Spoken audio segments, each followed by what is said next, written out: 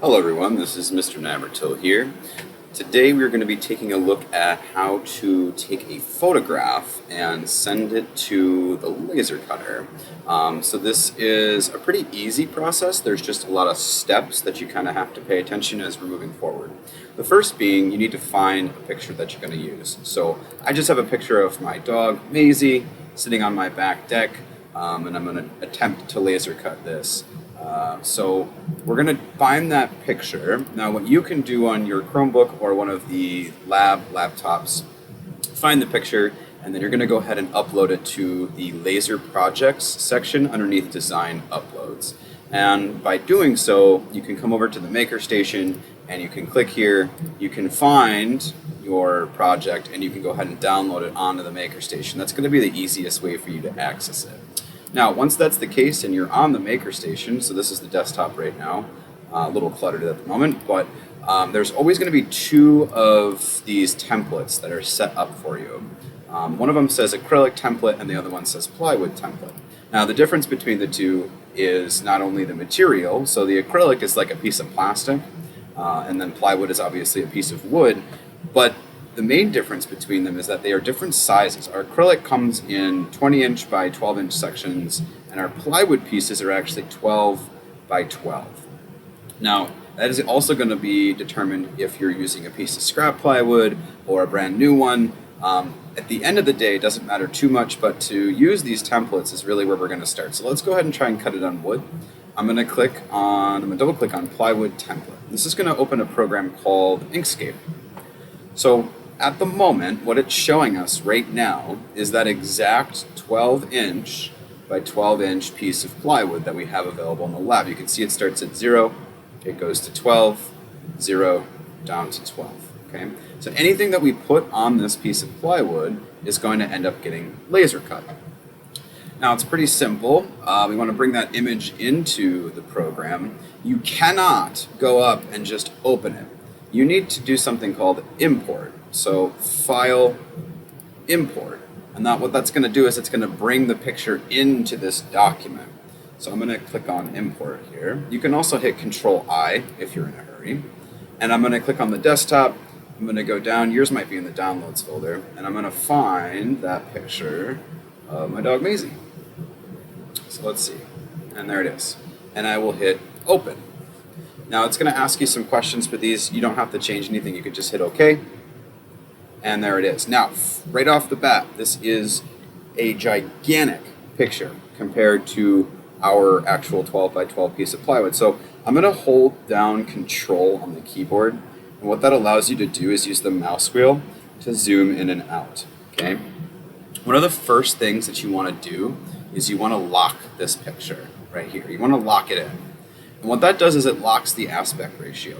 So for instance, if it's unlocked like this and you try and click and drag these corners, you're going to lose that ratio and it's not going to look correct when we go to laser cut. So I'm going to go ahead and hit undo on that. I'm going to lock it now. And if I go and I change the size, it stays in situ. In other words, it keeps the aspect ratio. So that's pretty good. We're going to click there. I can just click and drag this closer over. We'll make it a little bit smaller. And then we can zoom back in. Okay. Now, this is still quite large for what we need. So what I'm going to go ahead and do is I'm just going to custom make this picture size. So this right now is currently the width of the image, and this is the height. So if I change this to, let's say, 5, and I hit enter, it will automatically change the height because we're locked in. These X and Y coordinates are actually where this is placed on our document. And typically what you want to do is you want to set it up so that it's in the top left corner, because that's where we usually have our things set up for the laser cutter. So if I go here and I click on 0, and I hit tab and I hit 0, that will place it at a 0, 0 coordinate. In other words, our origin in the top left. So there it is. It's at this point that we could actually send this to the laser cutter. And to do that is very, very simple. You're going to come up, you're going to hit File, and then you're going to hit Print. Now, you have some different options up here. You need to make sure that you're clicking on Epilogue Engraver, and you're going to hit Print. Now, nothing's going to pop up except for this starts flashing orange down here, and this is the program that we use for the laser cutter, so I'll click there. Now, you can see my laser cutter is actually already set up. There's a piece of plywood in there, and this will show you exactly where it's going to be laser cutting on top of that piece of wood.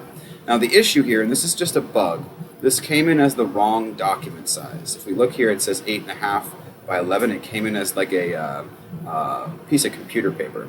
So to fix that, if you just go back to Inkscape and you hit File, Print again, it's just a bug. We make sure we hit Epilogue Engraver and we hit Print, and we open that back up again, it will come in with the correct aspect ratio or the correct size. So there it goes. So now it's at 12 and 12. Unfortunately, that's just something we're kind of having to deal with at the moment. So you're just going to have to print it twice. So now that we have our picture in here, it is set in the top left corner, which is good. We actually have a piece of wood there. That's good. There are some settings that we need to make sure that we have over on this side. So first off, where it says autofocus, you need to make sure that that is set to the plunger. Okay? Always, always, always set it to the plunger. Secondly, there are two different operations in laser cutting. One of them is to engrave, and one of them is to vector. So for us, we're trying to laser cut a picture onto the piece of wood, and that is essentially just burning the image. So we are going to be, in fact, engraving. Vector cutting is a very different operation. Vector cutting is actually cutting all the way through the piece of wood. And we're going to get into that in a separate video. So we're going to keep this on engrave. We can change our resolution up to 600. And there are very specific settings that we use for engraving on plywood. That information can be found on Google Classroom, but for right now, I'll let you know that we're going to go with a speed of 40, and we're going to change our power to 80. And this is specifically set for the plywood. The rest of this is all set. We should be good. If for some reason your picture is showing up on the other laser cutter, there are two in the lab, it is very possible that you have the wrong machine selected. So up here I can click on CTIL Laser 2, and that will show me the other laser. Now if we look closely here, there is somebody else's laser cut already in that machine, so there's a piece of plywood that's already been used. So we want to make sure that we're using the right one. So I'm going to come up, I'm going to click on this and go back to the first laser cutter. So I have my picture set. I have the piece of plywood that I want in there set, and we're going to go ahead and hit print.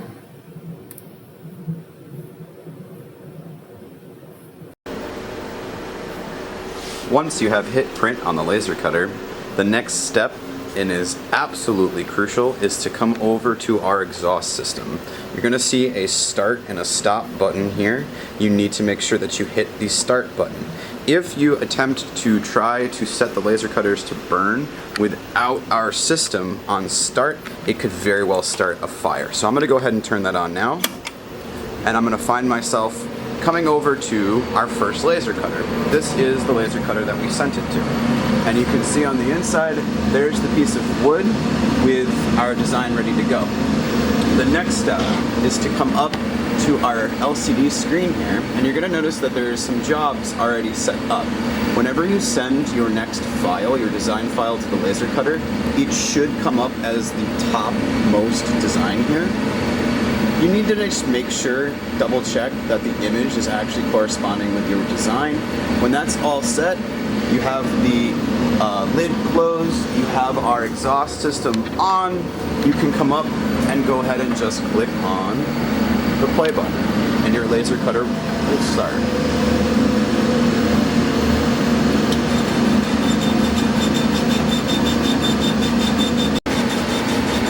When the laser cutter is running, you will notice that it actually will be able to tell you the exact time the job will take. So we've been running for about 40 seconds, and this job will take an entirety 7 minutes and 39 seconds.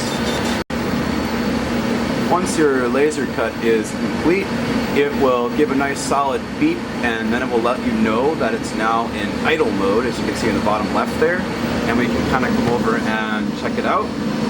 Once it's beeped and it's telling you that it's idle, you can then take the lid, open it up, and very carefully grab your piece out from underneath the laser.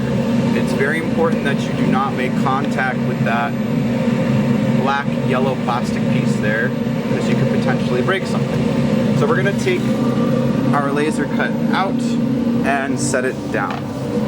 And as you can see, it's done a fairly good job of lasering that image in there. In a separate video, I'm going to be covering how to cut this out directly with the laser cutter as opposed to using any saw. And that's how you laser cut an image in the Clean Technology Lab.